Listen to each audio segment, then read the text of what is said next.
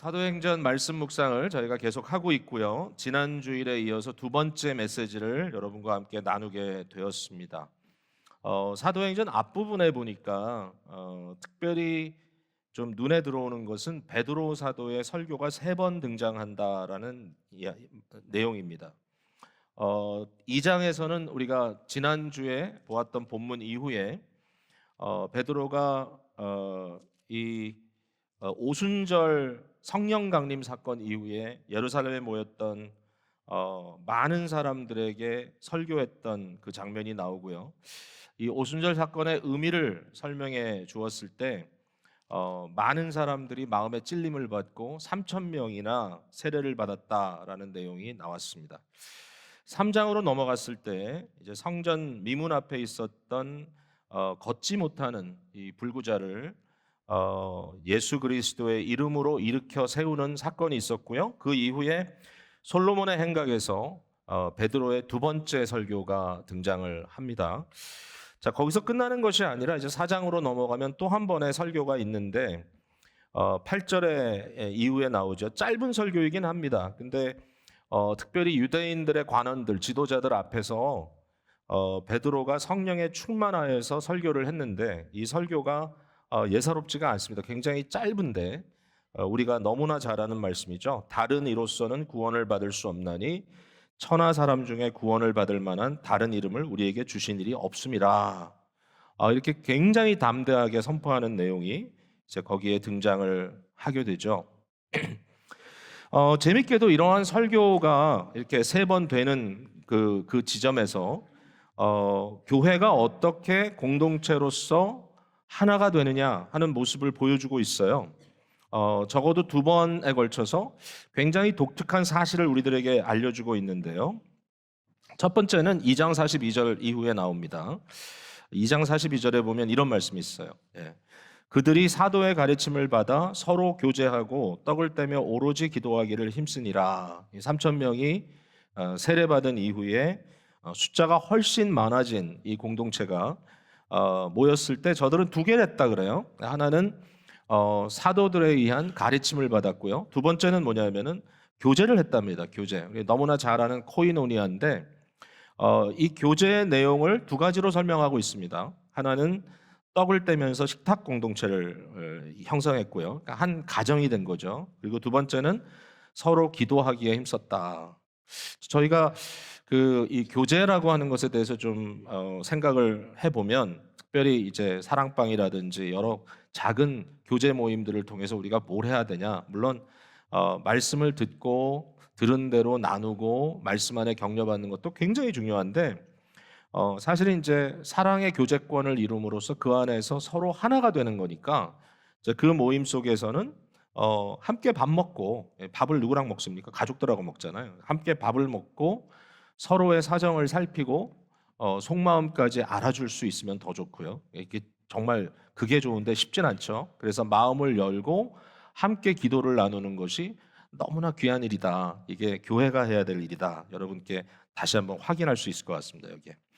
근데 이제 진짜 재밌는 것은 44절 이후에 나와요. 뭐냐면 믿는 사람들이 다 함께 있어 모든 물건을 서로 통용하고 또 재산과 소유를 팔아 각 사람의 필요를 따라 나눠주며 그랬습니다.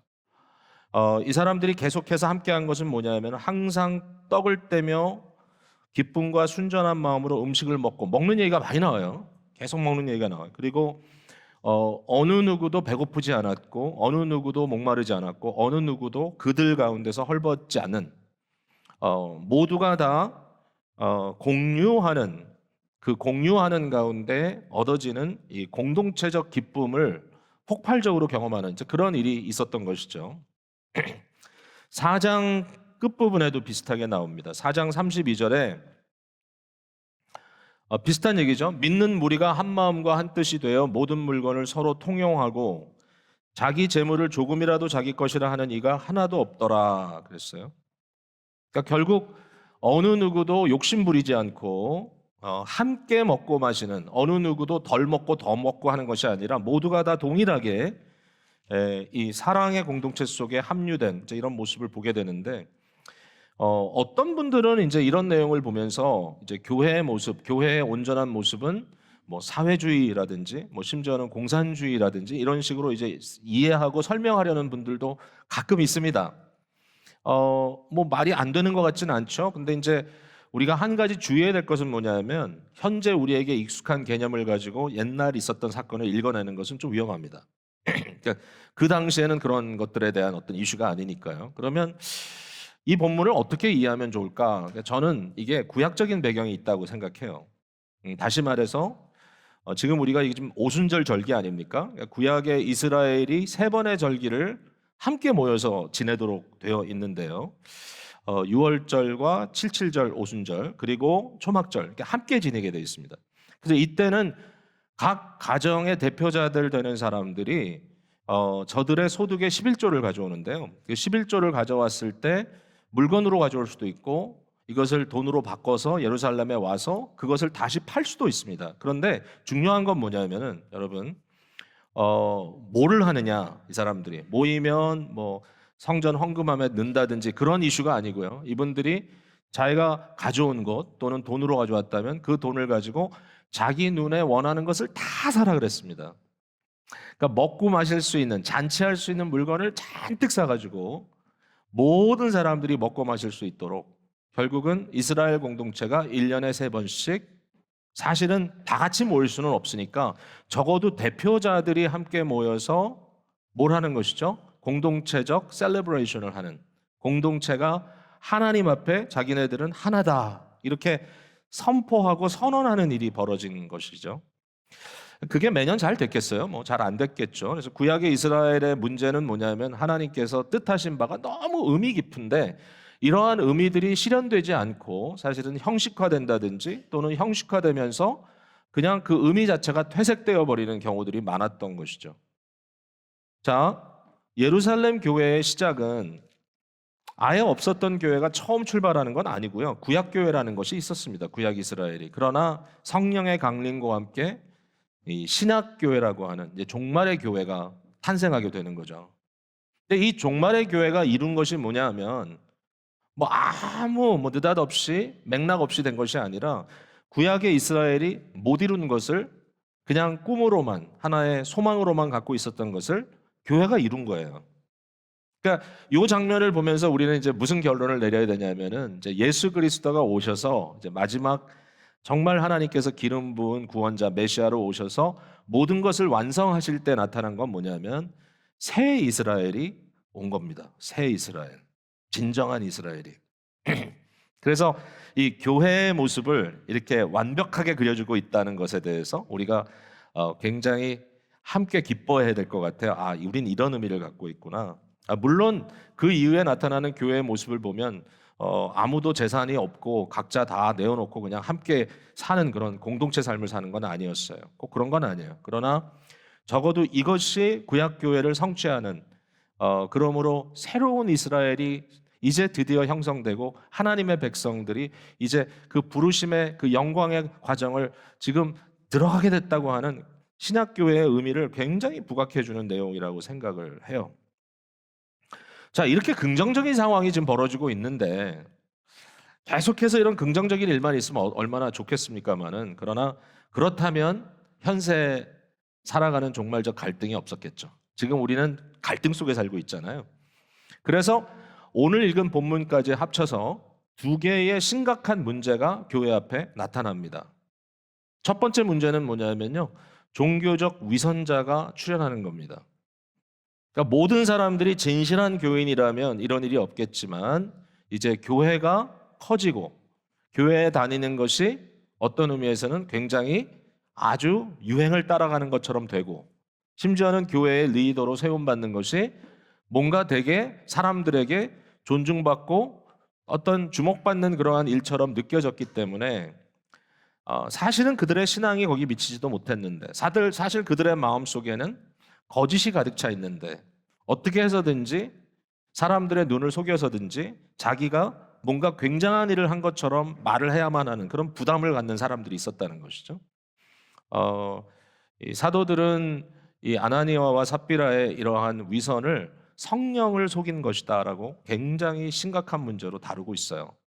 자, 위선의 문제가 있었고요. 두 번째 문제는 뭐냐면 교회 안에 행정적인 불공정함이 생긴 겁니다. 불공평함. 그러니까 일종의 행정적 이제 미스테이크가 이제 생기기 시작했는데 제가 생각할 때는 이것은 어떤 나쁜 의도라기보다는 참 안타까운 그러한 실수였다라는 생각은 들어요. 그러나 이게 그 좀 심각한 문제로 다가오기 시작했어요.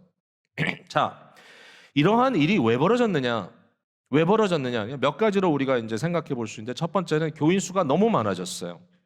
숫자가 많아진다는 것은 어떤 의미에서 보면 굉장히 좋은 것이에요. 그러니까 많은 분들이 교회의 확장도 일종의 뭐 정복, 뭐 이런 쟁취 이런 의미로 생각하고 우리 교회가 제일 커, 우리 교회가 저 교회보다 더 커졌어, 뭐 이런 걸 가지고 쾌감을 누릴 수 있을지 모르겠지만 사실은 커진다는 것은 그만큼 고통이 따라오게 되어 있습니다. 이걸 꼭 명심해야 돼요, 저희 마음에. 커진다는 거, 확장된다는 것은 좋은 것만 있는 게 아니다. 거기에는 고통이 있어요.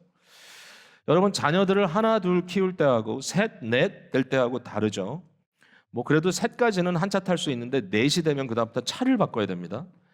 그러니까 뭔가 심각한 변화들이 있지 않으면은 그 상황을 맞춰갈 수 없는 일들이 공동체 안에 일어난다는 이야기죠. 그다음에 사도들의 입장에서는 사도들의 사역에 과부하가 걸렸습니다. 다시 말해서 저들이 더 이상 감당할 수 없는 선에 도달하게 됐고요.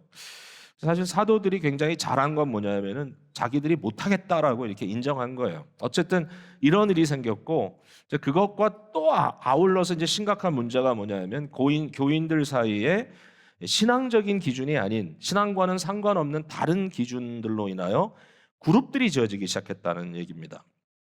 교회가 작을 때는 뭐 그룹도 잘 안 지어지겠지만 교회가 이제 커가면서 이런 사람 저런 사람 함께 모이다 보면 자기와 비슷한 사람들과 이렇게 짝이 지어지고 결국은 일종의 이 그룹이 형성되는 걸 볼 수가 있잖아요. 그러니까 이제 이 당시에 눈에 들어온 큰 그룹은 뭐냐면은 헬라말, 그러니까 그리스 말을 하는 유대인들과 히브리어를 하는 유대인들 사이에 갈라진 겁니다. 우리 교회 같은 경우는 이게 이그샘플이 너무 편하죠. 그러니까 영어권 교인들과 한국어권 교인들이 서로 이제 갈라졌는데 갈라지는 것이 뭐 여러 가지 이유가 있을 수 있지만 이렇게 갈라졌을 때 나타난 결과가 뭐냐면 한쪽이 다른 쪽을 원망하기 시작했다. 이게 이제 중요한 이슈겠죠. 여러분 교회 안에는 우리를 갈라놓을 만한 여러 가지 이유들이 있을 겁니다. 뭐 고향에 따라 갈라질 수도 있고요. 또 뭐 사회적인 어떤 그런 삶의 자리 때문에 갈라질 수도 있고요. 또 연령대로 갈라질 수도 있고요. 뭐 하여튼 갈라질 수 있는 이유들이 교회에 있는 것 같아요. 그래서 사람들이 계속 보면 갈라지는데 이제 많은 분들이 서로 마음이 안 맞아 갈라졌는데 그게 1대1의 갈라짐이 아니라 이렇게 그룹이 갈라졌다 그러면 금방 이 그룹은 뭐고 저 그룹은 뭐고 이렇게 굉장히 좀 안 좋은 의미에서 정치적인 의미를 부여할 때가 많아요. 어쨌든 오늘 본문에 보면 그 문제가 심각하게 이제 대두가 됐습니다. 자, 오늘 이제 말씀은 뭐냐면 거기에 대해서 교회가 어떻게 반응을 했냐 이거죠. 어떻게 반응을 했느냐. 몇 가지로 생각할 수 있어요. 첫 번째는 너무 당연하게 사역적 분담을 했습니다. 사역적 분담. 사역을 나눴어요. 이게 필요하다 이거예요. 사역을 나누는 것이 필요하다.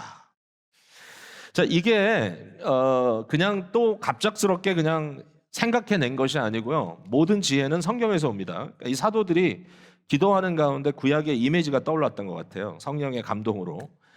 민수기 11장에 보면은 모세가 출애굽한 이후에 굉장히 큰 어려움에 봉착하는 걸 만날 수 있습니다. 어떤 어려움인가 하면 가져 나온 음식이 다 떨어진 거예요. 아니 정말 수십만 명이 아니라 수백만 명이 움직이는데 이 많은 사람이 움직일 때 도대체 어디서 음식을 조달하란 말인가? 그렇게 오래 걸릴 줄은 몰랐죠. 사실 오래도 안 됐는데 사실 이 사람들 40년을 가야 되잖아요. 그래서 말이 안 되는 그런 상황 속에서 그들이 배고프다고 아우성을 칩니다. 그러니까 먹을 거예요. 역시 먹을 게 문제네. 그래서 먹을 게 없다고 아우성을 칠 때 놀랍게도 하나님께서 그 문제를 하늘에서 만나를 내려주심으로 해결해 줬어요. 완전 초자연적인 만나의 역사. 근데 만나를 먹고 또 반석에서 나오는 물을 마시고 뭔가 이 문제가 해결됐다고 느끼는 순간에 모세가 다리가 풀렸습니다.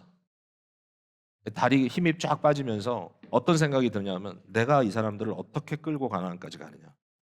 그러니까 이제 하나님 앞에 얘기하죠. 하나님, 내가 이것을 어떻게 합니까? 내가 이 백성들의 짐을 어떻게 홀로 질 수 있습니까? 이제 여기에 대해서 하나님의 답은 뭐냐면은 70인을 세우라는 거였어요. 70인.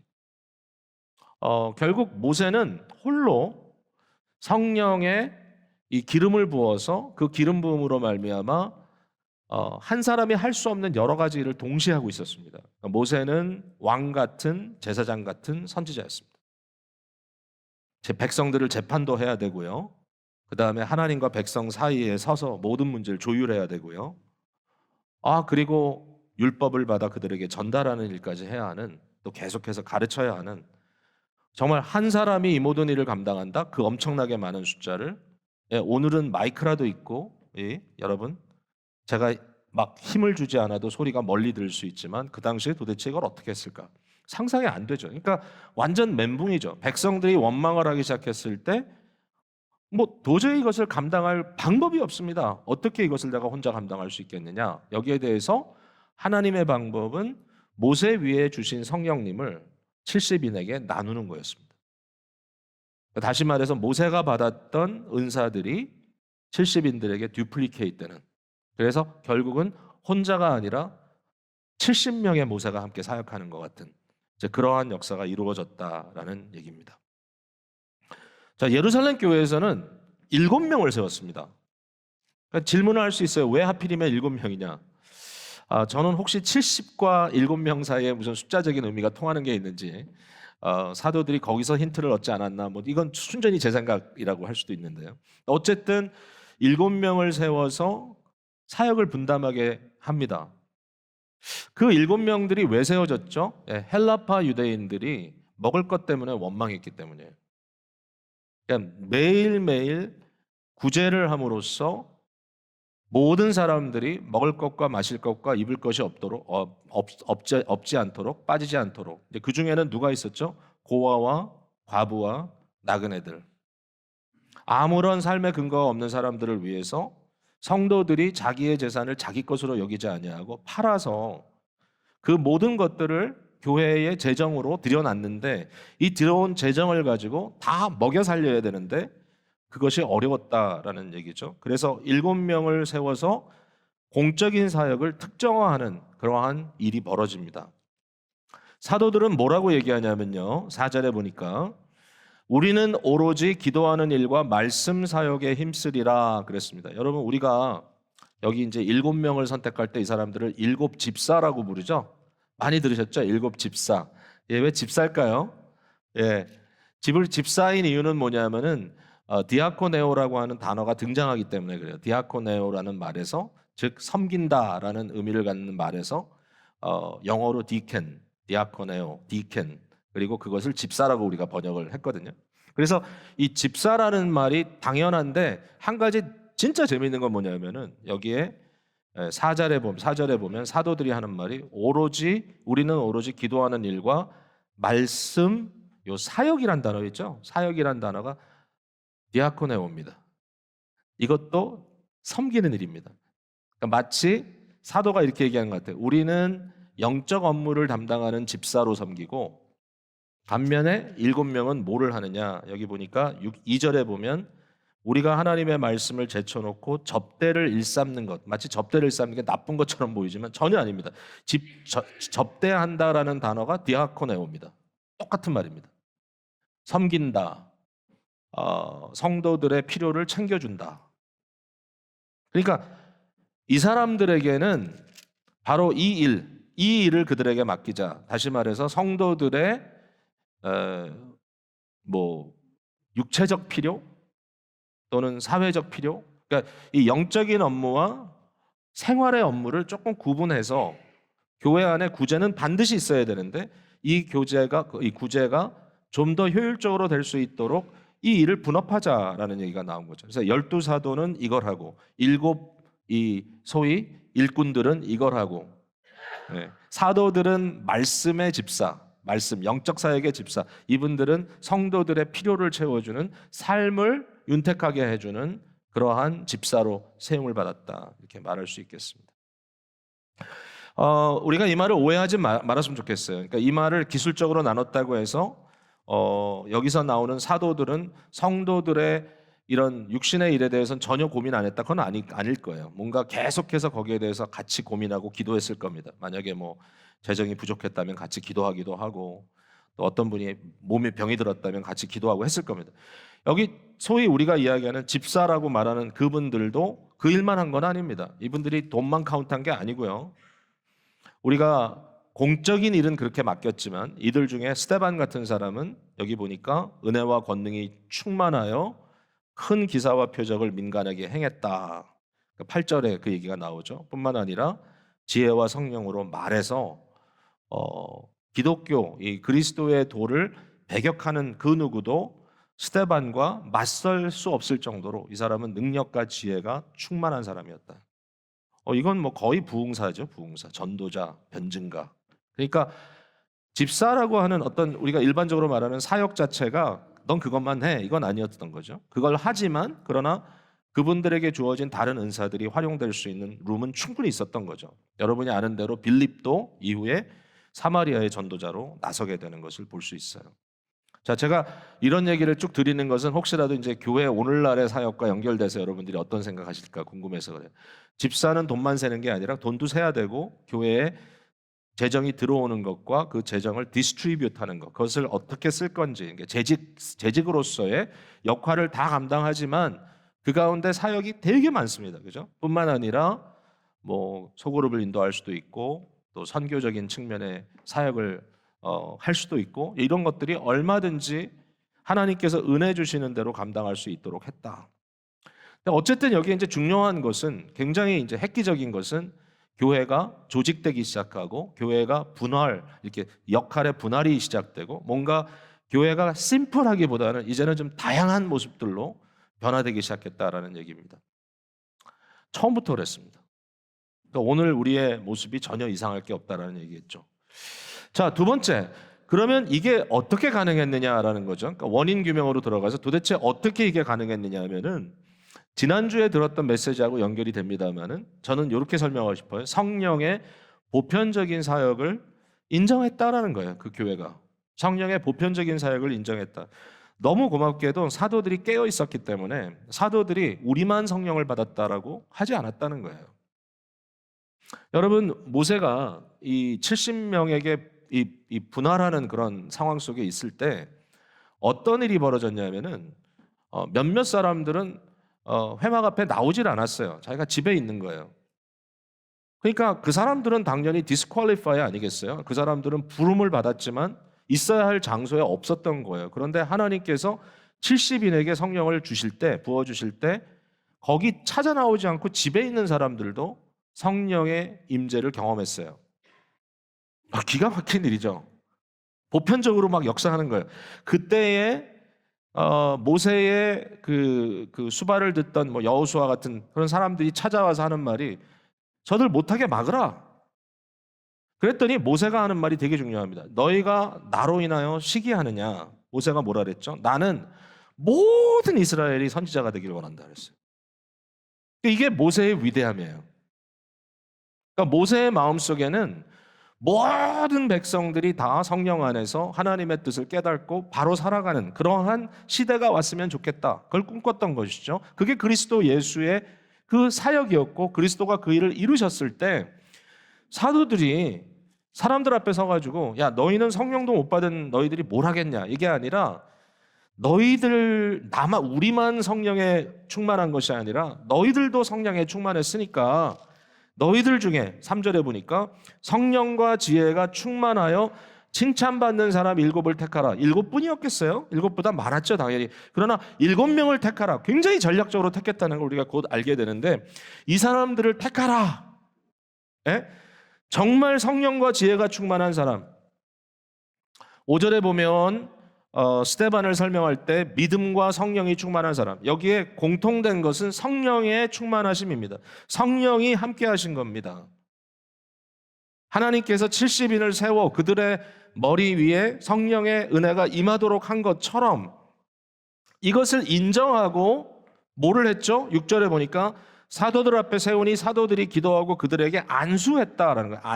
안수라는 말은 뭐죠? 전수입니다. 전수. 나의 사역을 이제는 너에게 전수한다. 아니, 자기 일이 끝나는 건 아니니까 나의 사역을 당신들에게 델레게이트한다. 나누겠다. 분담하겠다. 일종의 그 사역의 전달입니다. 나 혼자가 아니다. 함께 하는 것이다.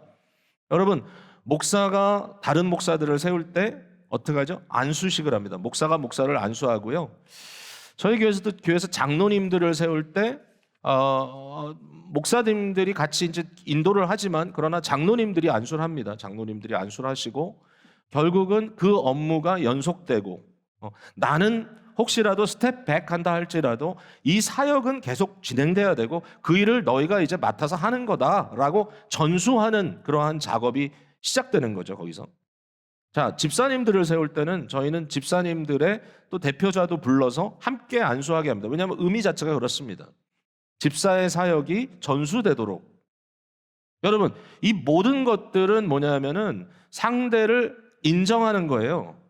상대를 인정하고 그들에게 힘을 부여하고 함께 사역할 수 있도록 자리를 만들어주는 거예요. 그러한 일이 교회 안에 이루어지는 것은 뭐냐면 성령이 나에게만 계신 게 아니라 우리 모두에게 있다는 걸 인정하는 거예요.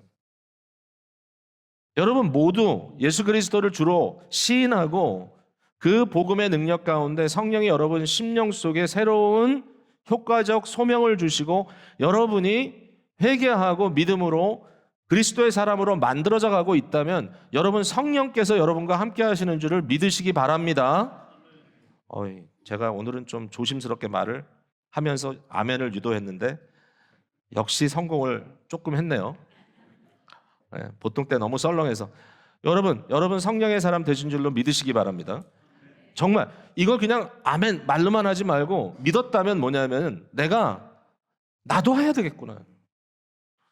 나도 섬겨야 되겠고 나도 전도해야 되겠고 나도 성도들을 북돋아 줘야 되겠고 나도 이게 나서는 게 아니고 나도 내게 주신 사명을 다 해야 되겠구나.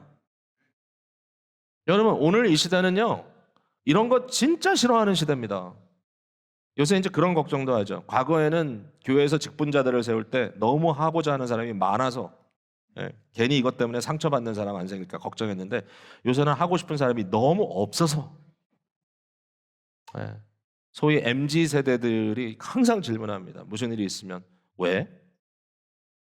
이건 또 왜 이렇게? 왜 내가? 항상 그 왜라는 질문. 이거 왜 내가 해야 돼? 이건 또 왜 해야 돼? 골프 대회는 왜 해? 그러니까 이렇게 뭔가 이렇게 책임을 같이 진다 이런 거에 대해서 굉장히 힘들어합니다. 왜? 왜냐하면은 그러한 문화 속에 우리가 똘똘 지금 쌓여 있기 때문에.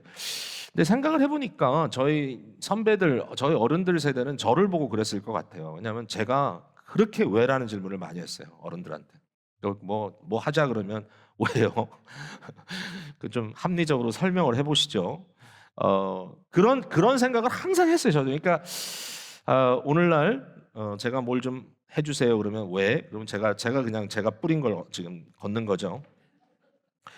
교회 안에 사역적인 질서가 있다는 게 되게 중요한데요. 교회 안에 사역적인 질서가 있다는 것의 가장 중요한 원리는 서로를 인정하는 겁니다. 고린도전서 14장 26절 이후에 바울 사도가 굉장히 위험한 말을 몇 마디 합니다. 그 중에 하나는 잠잠하라라는 말입니다. silent, 조용하라, 잠잠하라. 진짜 위험한 거는 마지막 세 번째 잠잠하라는 말을 여자들은 잠잠하라 그랬어요.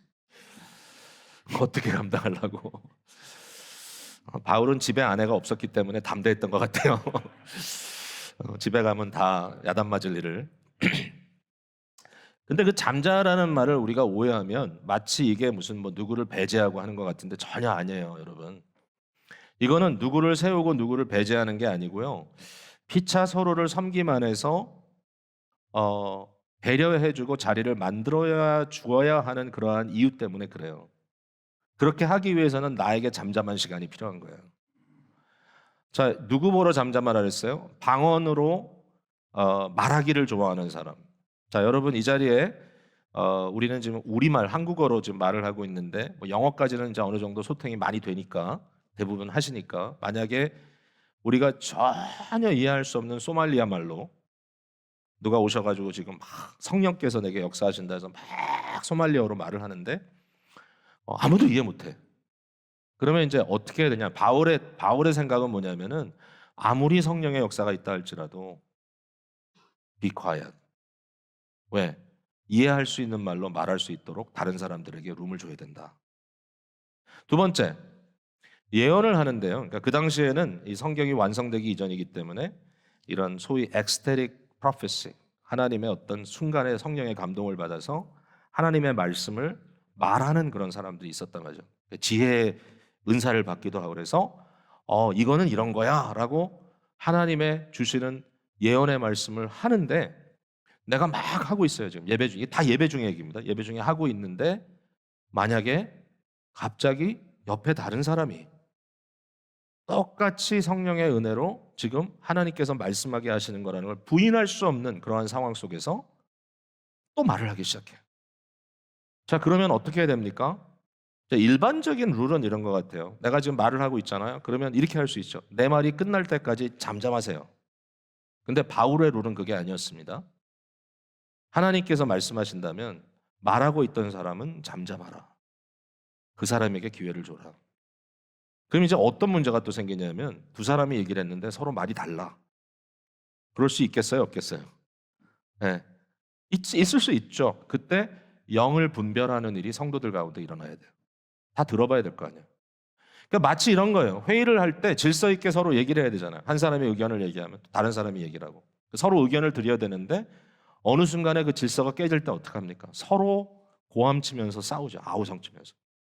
그러니까 교회 안에 그런 모습은 있으면 안 된다. 교회 안에 모든 것을 품위 있게 질서 있게 해야 한다. 하나님은 무질서의 하나님이 아니시오 오직 화평의 하나님이시니라. 이 여성들께 좀 조용하라 한 것도 제가 보기에는 물론 여러 가지 신학적인 좀 큰 그림에서의 고민들은 필요하겠지만 적어도 그 본문을 이해하는 데는 굉장히 중요한 구절이 36절입니다. 자, 고린도전서 14장 30절 제가 말씀드릴게요. 이런 말씀. 하나님의 말씀이 너희로부터 난 것이냐 또는 너희에게만 임한 것이냐 이렇게 물어봐요, 바울이. 이 말은 뭐냐면 아마도 그 당시 고린도 교회에 아마 유적한 유명한 여성들이 있었는데 이제 그분들이 나름대로 자기들의 지식과 지혜에 대해서 너무 과시를 한다든지 아니면 예배 도중에 무질서한 일들이 벌어졌던 것 같아요. 그래서 이제 이런 겁니다. 제가 설교를 지금 하잖아요. 예, 설교를 하잖아요. 여러분들이 잘 듣고 계세요. 예, 몇 분만 조시고 잘 듣고 계신데 제가 제가 선배 목사님께 받았던 조언이 뭐냐면은 성도들이 많이 조시거든 안 졸고 있는 사람만 보고 설교해라 그런 얘기를 들은 것 같아요. 몇 분이 좀 지루해하시는데 잘 들어보세요. 어쨌든 지금 갑자기 조는 얘기를 하는 바람에 지금 깜빡했는데 그 설교를 하는데 제가 설교를 하는데 예를 들어서 갑자기 어떤 분이 저는 반대합니다 이러고 일어났다고 생각해 보세요. 목사님 그 본문은 그렇게 해석하면 안 되죠. 물론 그분의 해석이 타당할 수도 있고 어떤 의미에서는 더 훌륭할 수도 있어요. 근데 예배라는 질서 속에 어렵겠죠. 그런 일이 막 벌어진다면. 또 어떤 분들이 손 들고 질문합니다. 손 들어주면 좋죠. 손 들어주면 괜찮은데 예, 저희 교회 26년 역사 속에 예배 때 손 들고 질문한 사람 딱 한 분 있었습니다. 예, 깜짝 놀랐습니다 제가. 근데 교회를 처음 나오신 분이셨어요. 제가 깜짝 놀랐. 근데 설교를 하는데 만약에 여기저기서 일어나가지고 질문을 막 던지고 목사님 그게 말이 됩니까? 막 이러면서 막 얘기를 하면 안 되겠죠. 그러니까 이제 이런 상황을 지금 말하고 있는 게 아닌가. 예배의 질서 속에 모든 것이 품위 있고 질서 있게 하라는 말씀. 하나님의 말씀이 너희로부터만 난 것이냐? 또 너희에게만 성령의 역사가 임했느냐라고 질문하는 바울의 말은 곧 뭡니까? 성령의 보편적인 역사를 인정하고 뭐죠? 서로에게 자리를 인정해 주는 그러한 역사가 있지 않고서는 교회에는 사역적 질서가 있을 수 없다. 여러분, 이 말을 들을 때 이제 우리가 굉장히 함께 고민해야 될 것은 뭐냐면 똑같이 모든 사람이 다 잘하지도 않고 모든 사람들이 동일한 일을 하지도 않을 겁니다. 그런데 결국 사람들을 세우고 사람들에게 사역을 맡겼을 때 그 일을 할 수 있도록 배려를 해주는 것도 성도의 몫이라고 생각이 돼요. Let them be, let them do it. 여러분이 그 자리를 만들어주고 함께 일할 수 있도록. 이 성령으로 사는 삶에 대해서 갈라디아서 5장은 이렇게 설명합니다. 헛된 영광을 구하여 서로 노엽게 하거나 서로 투기하지 말지니라. 너희가 짐을 서로 지라. 그리하여 그리스도의 법을 성취하라. 자, 이제 마지막입니다. 분담, 분업에 대해서 얘기했어요. 이 사역을 나누는 거. 두 번째는 성령의 보편적인 역사 때문에 가능했다. 세 번째는요, 이것 때문에 가능했어요. 편한 결정을 하기보다 복음적 또는 선교적 결정을 했어요. 이거는 정말 위대한 일이라고 저는 생각해요. 자, 무슨 얘기인가 하면은 지난번에 우리 정민영 선교사님께서 3부 예배 때 설교하셨던 내용이기도 해요. 7명이 여기 뽑혀진 7명이 전부 다 히브리파 유대인이 아니었다는 거예요. 여러분 이해하셨죠? 그러니까 히브리어를 주로 쓰는 유대인들이 아니었어요, 이 사람들이. 적어도 6명은 헬라파 유대인인 것 같고요. 그러니까 헬라어를 주로 쓰는 디아스포라 유대인이고, 마지막 니골라라는 사람은 아예 인종, 에트니컬리 유대인이 아니었습니다. 그 사람은 유대교로 입교한 안디옥 사람 이방인이었습니다. 그러니까 물론 유대교에 먼저 입교한 건 사실이에요, 이 상황 속에서는. 그러나 혈통으로 유대인이 아닌, 히브리인이 아닌 사람이 7명의 한 사람으로 세워졌다는 거예요. 자, 여러분 어떻게 생각하세요? 아, 이게 과연 무슨 의미일까? 자, 기쁨의 교회가 영어권과 한어권 사역이 이렇게 있죠. 근데 제가 단순히 숫자적인 개념이나 경험이나 연령으로 따졌을 때는 모든 리더들은 적어도 처음에 KM 쪽에서 나오는 게 맞고 EM 사람들은 그냥 조용히 순종하는 게 맞았다고 생각할 수도 있어요. 그런데 우리가 알거니와 벌써 이제 많은 세월이 지났고 지금도 그런 게 없어지지 않았지만, 그 당시에는 소위 세대 간의 갈등과 언어 간의 갈등과 문화적인 갈등이 굉장히 심화됐던 시대입니다. 그래서 교회들마다 영어 목회를 하면 다 영어 목회가 독립해서 나갔습니다. 필라델피아 거의 그렇게 했습니다. 지금도 뭐 그렇게 하지만. 그러니까 다 세대가 할머니, 엄마, 아빠, 그다음에 그 밑에 자녀들, 그 밑에 손주, 이런 오늘날 우리 교회에서 저희가 지금 누리고 있는 이러한 멀티 제너레이션이 한 자리에서 교회를 이룬다는 것이 불가능해 보이던 시대였단 말이죠. 이제 그런 상황에서 어떤 결정을 우리가 했죠? 예, 모든 사역자들은 같이 세운다. 영어 재직회 세우고 한어 재직회 세우고. 충돌되지 않느냐? 아니, 서로 결정 상황에 대해서 상대방의 인준을 받도록 하자. 되게 재밌죠. 예. 아니, 어르신들이 모여가지고 결정했는데 이 젊은 학생들한테 보내가지고 너희도 이거 인준해줘. 예. 그랬던 적이 몇 번 있어요. 예? 제가 말씀드린 거 있죠. 우리 첫사랑반에서 재밌는 사건들이 많았어요. 그것 때문에. 근데 그걸 오늘까지 쫙 해오고 있어요. 이제는 영어권에서는 세 분의 장로님들이 세워져서 당회적 역할도 분담해서 하다가 또 모여서 이야기하기도 하고, 지금 이런 상태로 가고 있어요. 많은 경우에 이제 재정이 문제였어요. 재정. 그래서 영어권이 재정 독립한다는 얘기를 많이 했어요. 근데 이제 저희는 처음부터 어차피 예산 집행은 하나로 하고, 뭐 많고 적음을 따지지 않고, 여기서 얼마였고 여기서 얼마였고 그런 거 따지지 말고 함께 집행하되, 이 재정을 집행하는데 뭐 어떤 의미에서는 상징적으로라도 가장 중요한 역할을 맡은 회계는 반드시 EM 회중에서 나오도록 하자. 지금도 아주 성실한 로젠나라고 하는 자매, 또 미란이라고 하는 자매가 둘이서, 특별히 이 로젠나라는 자매가 좀 위인데, 모든 교회에 이슈되는 체크를 EM에서 다 체크를 사인하고 만듭니다. 우리 한학권에서 물론 어카운팅 해주시고 다 해주시지만, 그러나 명목상으로 부회계입니다. 그래서 이것 때문에 서로 어떤 뭐 누가 위냐 아래냐 이런 싸움 자체를 이제 없앤 거죠. 어떤 의미에서 보면. 물론 사역을 하다 보면 주도권이라는 것도 있고 좀 밀리는 느낌도 있고, EM은 항상 그런 좀 일종의 컴플렉스가 있어요. KM은 잘하고 KM은 많고. 근데 다 같이 성장하는 겁니다, 지금. 자, 이게 굉장히 이해되는 부분 아닙니까? 그러니까 이 사람들이 이 1세기 교회가 사도들이 다 이 히브리파 유대인인데 이 사람들 갈릴리 사람들이잖아요. 이 사람들이 우리가 말이 좀 통하지도 않고 어떤 의미에서는 굉장히 좀 문화적으로 갭이 있지만 그러나 이분들을 세워서 그 컴플레인하고 있는 그룹들이 완벽하게 만족될 수 있도록 해주자라고 하는 결정을 내린 거예요. 이것은 선교적 결정이었습니다. 가끔은요 우리가 그 똑같은 상황이 아니더라도 우리 교회 안에도 이런 일들이 있습니다. 가정도 마찬가지고요. 경계를 허물고 나의 컴포트존을 허문다는 건 참 어려워요. 어렵다고요, 진짜 어려워요. 예. 제가 지금 EM에서 인도하고 있는 소그룹이 하나 있습니다. 소그룹은요 우리 교회 근처에 있는 센터 그룹입니다. 센터 커뮤니티 그룹이라고 얘기하는데 그 그룹은 제가 인도합니다, 직접. 근데 그 그룹은 80%가 한국 분이 아닙니다. 적지도 않아요, 숫자가. 그리고 이 소위 말하는 경제적 수준이 참 다릅니다. 굉장히 어렵게 사는 분들도 계시고. 그러니까 이러한 상황 속에서 제가 사실 이렇게 같이 이야기 나누고 하는 것이 솔직한, 여러분 뭐 다 제가 뭐 야, 편하게 하는 거 같죠? 안 편해요. 공격도 받고 어떨 때는 왜 너희 교회는 해외 선교는 열심히 하면서 노리스타운은 왜 이렇게 안 돕냐고 이러기도 하고 그분들이. 근데 그게 굉장히 좋은 자극이에요. 불편해요. 어떤 면에서는. 예.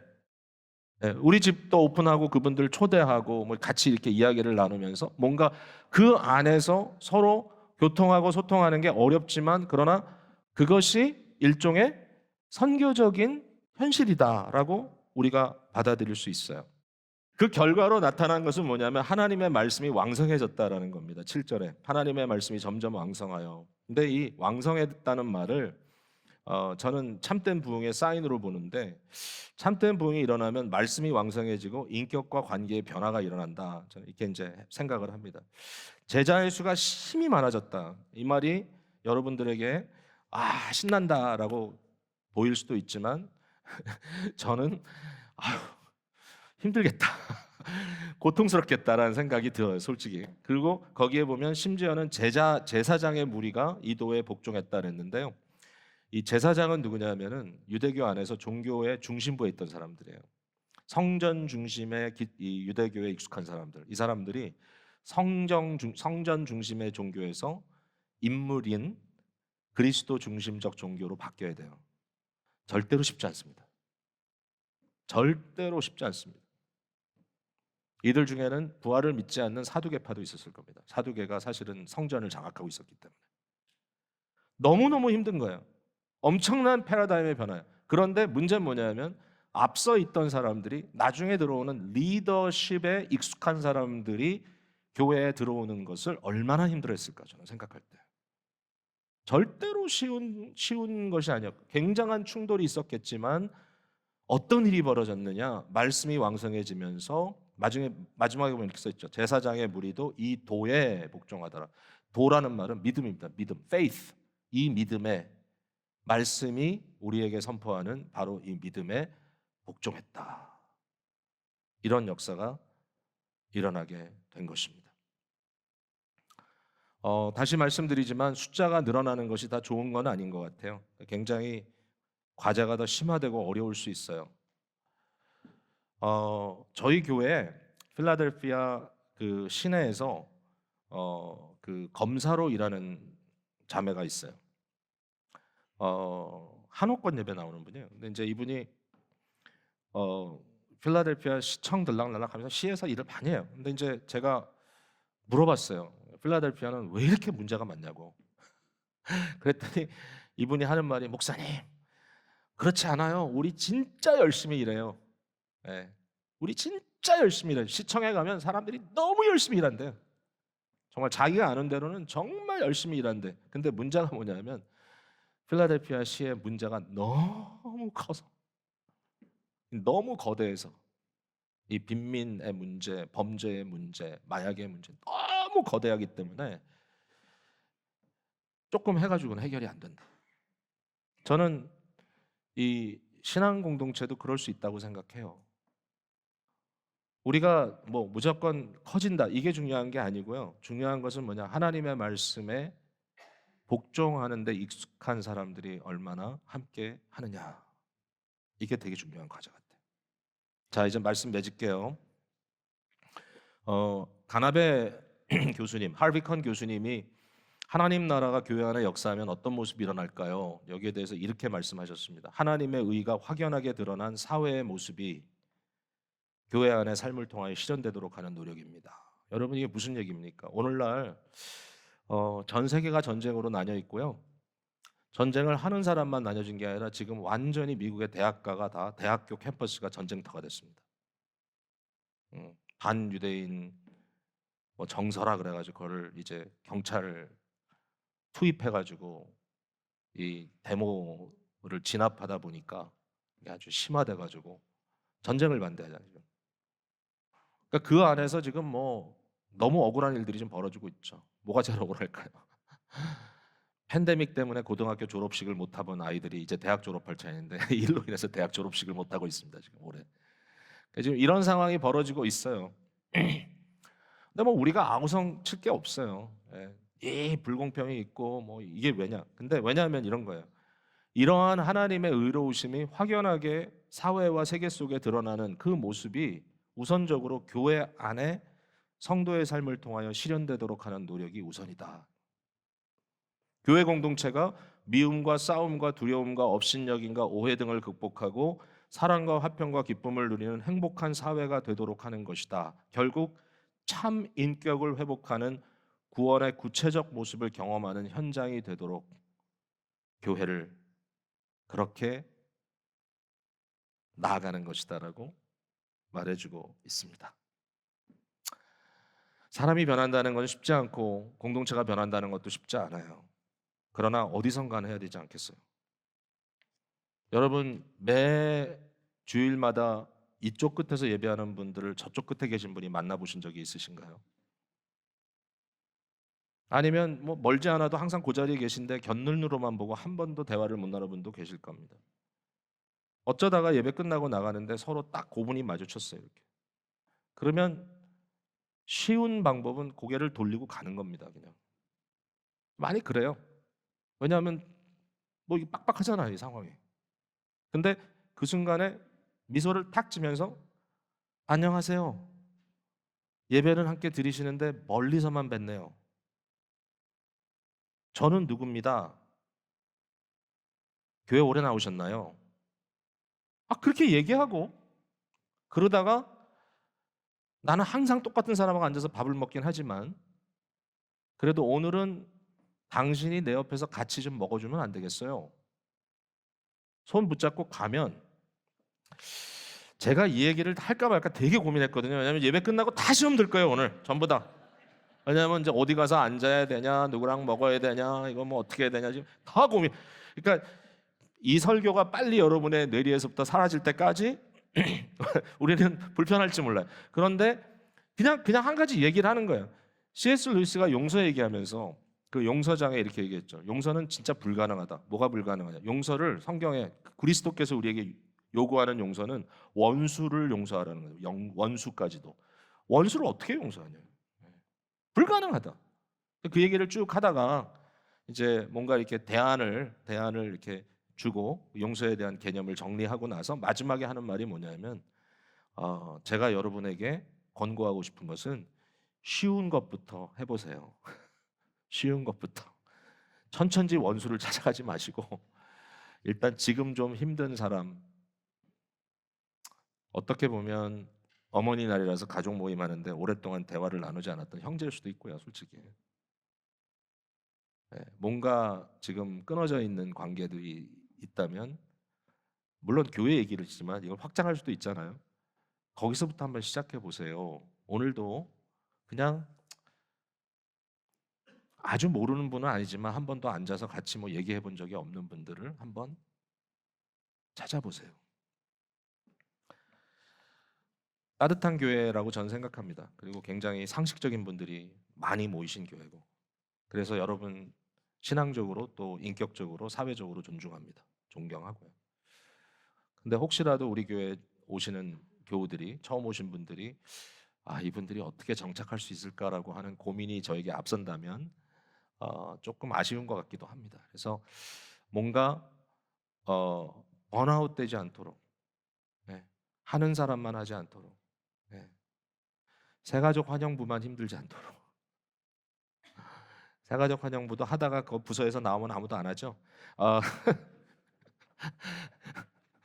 맡아야 하는 게 아니라 우리의 삶 속에서 어, 그러한 모습들이 좀 자연스럽게 나타나는 역사가 있기를 주님의 이름으로 축원합니다.